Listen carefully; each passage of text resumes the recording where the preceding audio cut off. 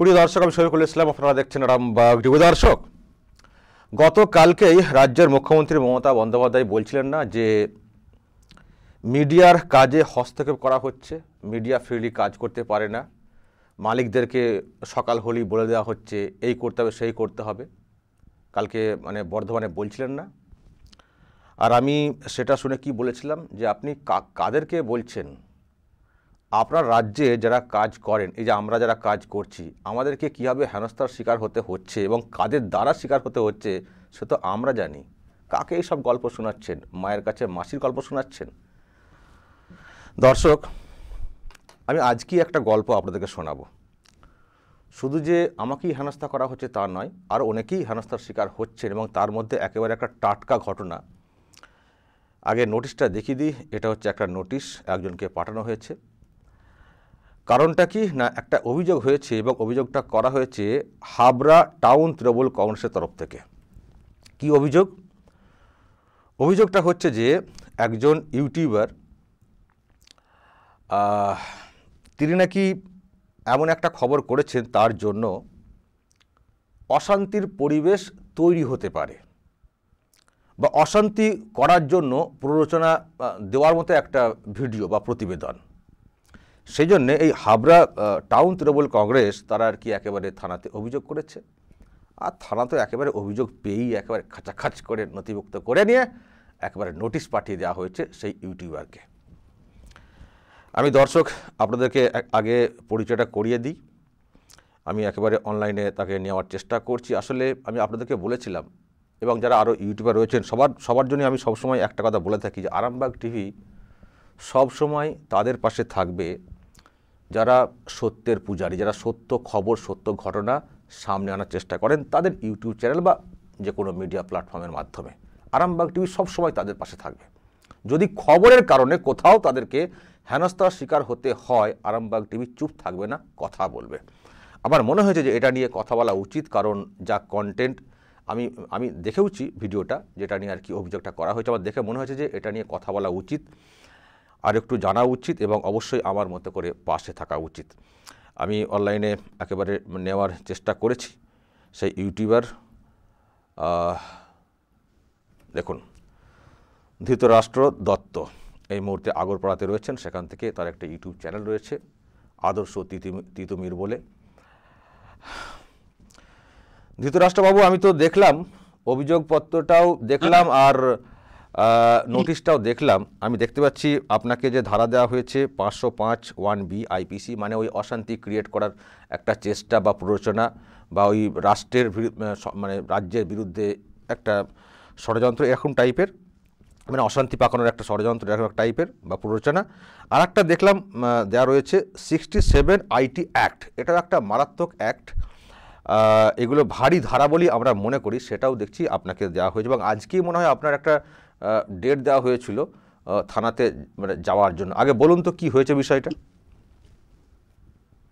বিষয়টা হচ্ছে, আপনাকে পরিষ্কার বলছি, কিছুদিন আগেই আমাদের এখানে মধ্যমগ্রামে একটা প্রশাসনিক সভা হয়, যেখানে আমাদের রাজ্যের মুখ্যমন্ত্রী এসেছিলেন এবং তিনি এসে বলেছিলেন যে রাজ্যের যে সমস্ত পাক্ষিক, সাপ্তাহিক এবং এই খবরের যে সমস্ত লোকাল চ্যানেলগুলো আছে, এরা যে সংবাদের সোর্স বা যে খবর তুলে ধরতে পারে, এটা বহু ক্ষেত্রে যারা বড় মিডিয়া রয়েছে তাদের ক্ষেত্রে অসুবিধা হয়।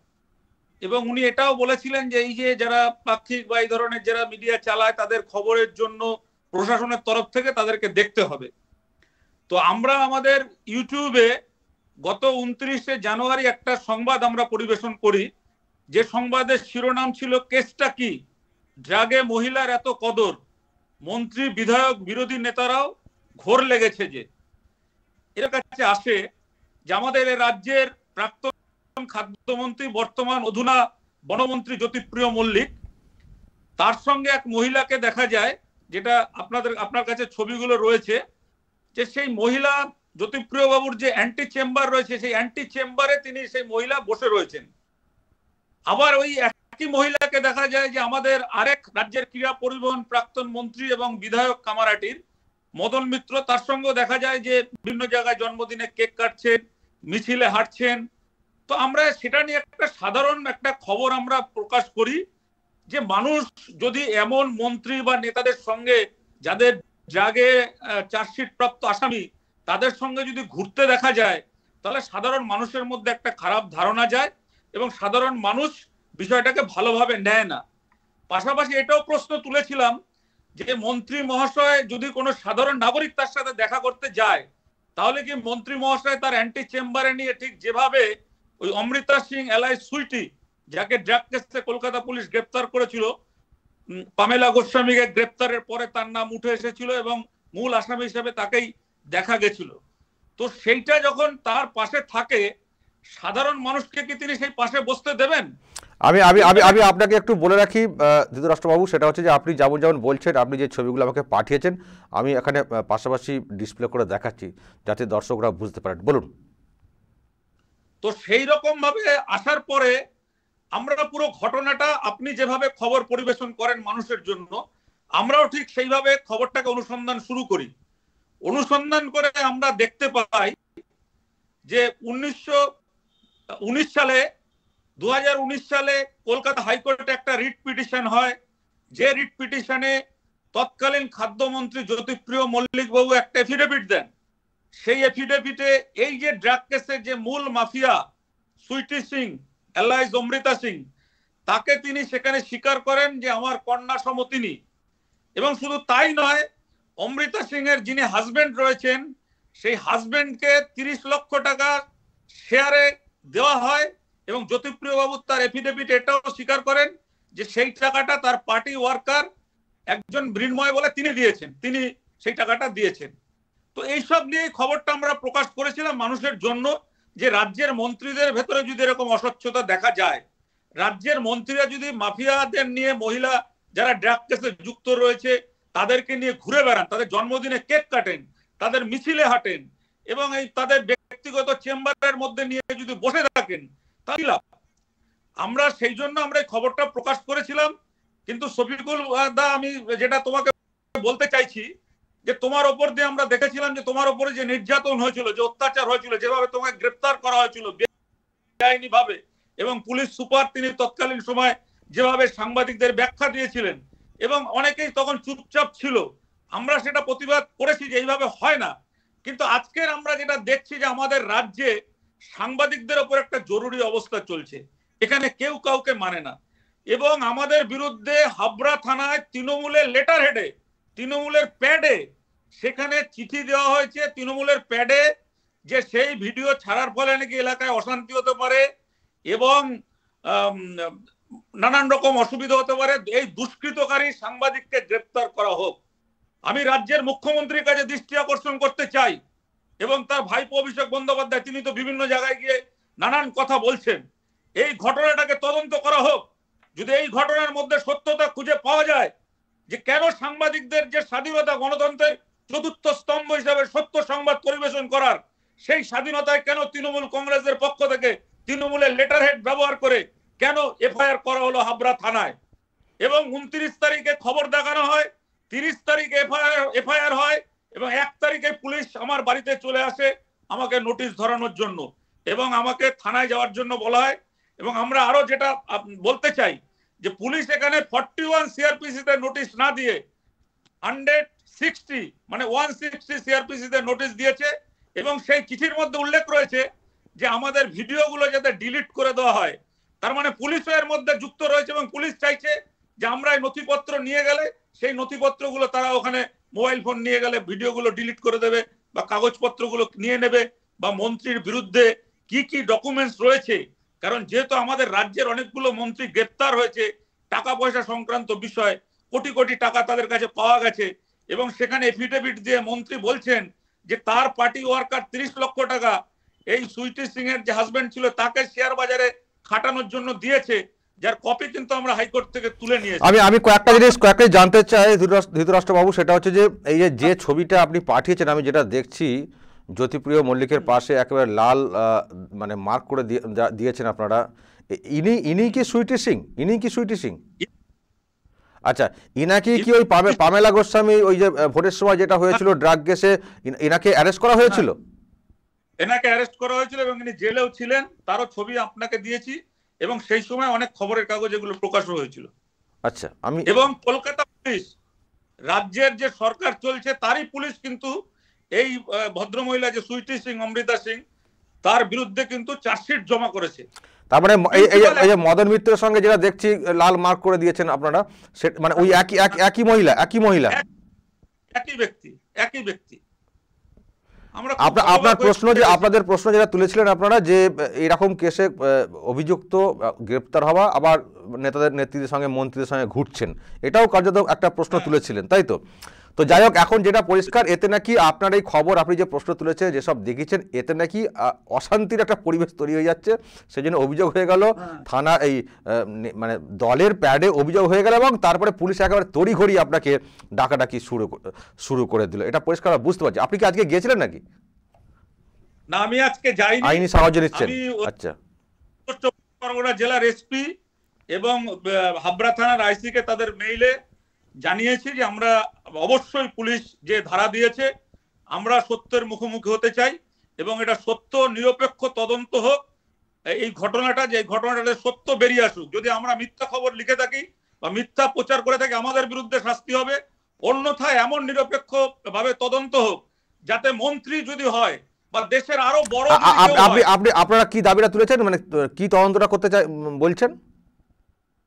আমরা তদন্তটা এটাই বলছি যে ঘটনাটা নিরপেক্ষভাবে তদন্ত করা হোক, এবং এই তদন্তে যদি দেখা যায় যে আমাদের কোন রকম, আমরা এই খবর প্রকাশ করতে গিয়ে কোন রকম বায়াসড বা মিথ্যা খবর প্রকাশ করেছি, তাহলে আমাদেরকে শাস্তি দেওয়া হোক। আর না হলে আমাদের কাছে যে তথ্য আছে সেই তথ্য প্রমাণ নিয়ে দেখা হোক ঘটনাগুলো, যে ড্রাগ মাফিয়া, ড্রাগের সঙ্গে যুক্ত মহিলা কেন মন্ত্রীর সঙ্গে ঘুরছে, কেন মন্ত্রী তার শ্বশুর বাড়িতে গিয়ে বৈঠক করছে, সেই সব ছবি আমাদের কাছে রয়েছে। আমরা এগুলো পরিষ্কারভাবে দেখাতে চাই, এবং পুলিশ দিয়ে বা ধমকে চমকে আমাদের কিন্তু বন্ধ করে। বুঝতে পারছি। আপনাদের বক্তব্য এটা, আপনার কারণ যে কোনো সাধারণ মানুষেরই বক্তব্য। আপনি যে মহিলার কথা বলছেন আমি চিনি না, তো যদি এরকম কাণ্ডে অভিযুক্ত হয়ে থাকেন, তার সঙ্গে নেতা মন্ত্রীরা ঘুরবেন, আবার বড় বড় কথা বলবেন, এটা অবশ্যই তো প্রশ্নের।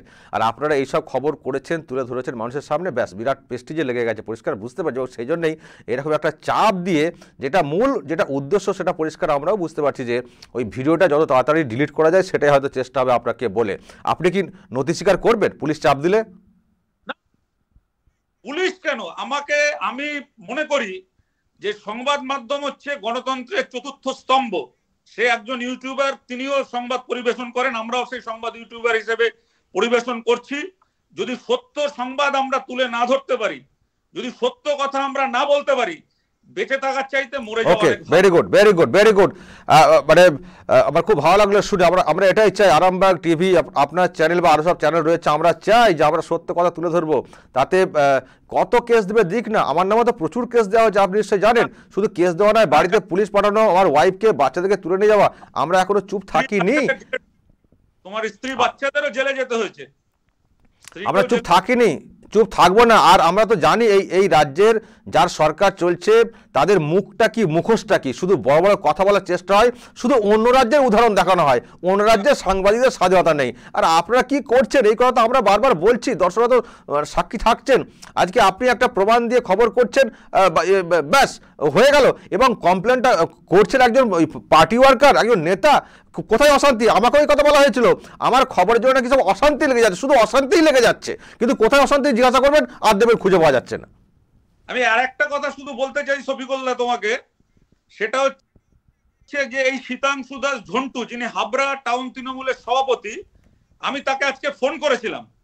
তাকে ফোন করে আমি জিজ্ঞাসা করেছিলাম যে আপনি থানায় অভিযোগ করেছেন, খুব ভালো কথা, তো আপনি কি ঘটনার যে ঘটেছে সেটা আপনি জানেন? বলে আমার খারাপ লেগেছে। আপনাকে কি মন্ত্রী বলেছে?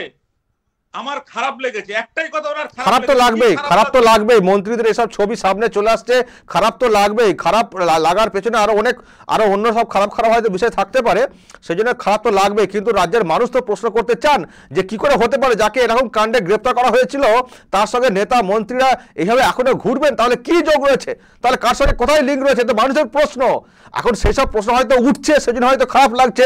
হতে পারেন তিনি হয়তো ঘনিষ্ঠ কেউ মন্ত্রীর। আরেকটা প্রশ্ন, এই যে আমি আরেকটা তোমাকে প্রশ্ন বলতে চাই, সেটা হচ্ছে যে শীতাংশু দাস যে ঝন্টু, তাকে আমি একথাও বলেছিলাম যে রাজ্যে তো আরো অনেক আপনার দলের ওয়ার্কার রয়েছে, আপনি কেন এই অভিযোগটা করতে গেলেন থানায় একজন সাংবাদিকের নামে? এবং সাংবাদিকের নিচে উনি দুষ্কৃতকারী হিসাবে লিখেছে। খুব খারাপ। এটা পরিষ্কারভাবে আরামবাগের মাধ্যমে আমি বলে দিতে চাই, আমরা জানিয়ে দিতে চাই যে যেখানে কোনো সাংবাদিককে কোনো নেতা যদি দুষ্কৃতকারী বলে তার বিরুদ্ধে কিন্তু আমাদের প্রতিবাদ থাকবে, কারণ আমরা মনে করি এই নেতারাই হচ্ছে আসল দুষ্কৃতকারী। একজন সাংবাদিক তোমার মতন আমার মতন যারা কলম পিছে কষ্ট করে চলে তাদের যদি দুষ্কৃতকারী তকমা বা উপমা দেওয়া হয় তাহলে আমি মনে করি রাজ্যের সমস্ত সাংবাদিককে একত্রিত হয়ে এই সমস্ত যারা তোলাবাজ নেতা রয়েছে তাদের বিরুদ্ধে আমাদের লড়াই। অবশ্যই অবশ্যই, শুধুই তাই, দুষ্কৃতকারী আমার নামে তো আবার দ্য অফিসিয়াল সিক্রেট অ্যাক্ট দিয়ে দিয়েছে। কত চেষ্টা, তবু কিন্তু আমরা চুপ থাকিনি। আপনিও, আমি আশা করি আপনিও চুপ থাকার লোক নন। সুতরাং আমাদের সকলকে লড়তে হবে, যতই চাপ দিক কেস দিক, কি করছে দেখা যাক না থানা, তারপরে তো হাইকোর্ট তো রয়েছে, নিশ্চয়ই হাইকোর্টে আপনার আইনজীবীরাও যাবেন বা আপনিও যাবেন। ভালো থাকবেন, সাহস নিয়ে থাকবেন। আরামবাগ টিভি সব সময় পাশে থাকবে, অল টাইম পাশে থাকবে। কোথাও কোনো সমস্যা নতুন করে হলে যোগাযোগ রাখবেন, আমিও কন্ট্যাক্ট রাখবো। আমরা কিন্তু সবাই একেবারে পাশে থেকে কাজটা করে যাব। আরামবাগ টিভি আমাদের গর্বের, এবং আরামবাগ টিভি যেভাবে সত্য ঘটনা মানুষের সামনে তুলে ধরছে, একজন সাংবাদিকের সবচাইতে যেটা পাওনা বেশি খামের তুলনায়, আজকাল তো অনেক খামের যুগ চলছে, খামের তুলনায় একজন সাংবাদিকের স্বীকৃতি আরামবাগ টিভি শফিকুল ইসলাম যে স্বীকৃতি পশ্চিমবাংলা, ভারতবর্ষ তৎসহ অন্যান্য রাজ্যে পেয়েছে, এটা আমি আদর্শ তিতুমির পত্রিকার পক্ষ থেকে আরামবাগ টিভির শফিকুল ইসলামকে অভিনন্দন এবং প্রণাম জানাচ্ছি। আরামবাগ টিভির পাশে আমরাও রয়েছি আদর্শ তিতুমির পত্রিকা। ধন্যবাদ, ভালো থাকবেন, সাবধানে থাকবেন। দর্শক শুনলেন, বললাম না গতকাল কত বড় বড় কথা, অন্যদেরকে দোষারোপ, সাংবাদিকতার মিডিয়ার কাজে হস্তক্ষেপ, আর এখানে কি শুধু আমাকে একাকে নয়, দেখুন একটা খবর করা হয়েছে, খুব স্বাভাবিক প্রশ্ন, যে মহিলাকে ওই কেসে শোনা গেছিল অ্যারেস্ট হতে, তারা এখন নেতামন্ত্রীর চেম্বারে থাকছেন, ঘুরছেন, কাছে বসছেন, জন্মদিন পালন করছেন, কেক কাটছেন, মিষ্টি খাচ্ছেন। প্রশ্ন জাগবে না? তো মনে প্রশ্ন জাগলে সেগুলো প্রতিবেদন আকারে মানুষের সামনে তুলে ধরা হবে না? যখন ছবি সামনে চলে আসছে, ব্যাস করা হয়েছে বলেই সেই অশান্তি শুধু অশান্তি তৈরি করে ফেলছেন ইউটিউবাররা, ব্যাস কেস ঠুকে দেওয়া হয়েছে, পার্টির প্যাডে কেস ঠুকে দেওয়া হয়েছে, এবং সেই কেস নথিভুক্ত করে পুলিশ একবারে গটগট করে নোটিশ পাঠাতে শুরু করে দিয়েছে। কি ভেবেছে? কতদিন এইভাবে চলতে পারে? কতদিন এইভাবে মুখগুলোকে বন্ধ করার চেষ্টা হতে পারে? পারছে কি? পারবে কি? কখনো পারবে না, বরং দিন দিন এই মুখোশটা খুলে যাচ্ছে। দর্শক কি বলবেন? যদি বলা থাকে এসব নিয়ে বলবেন, নজর রাখবেন আরামবাগ টিভিতে।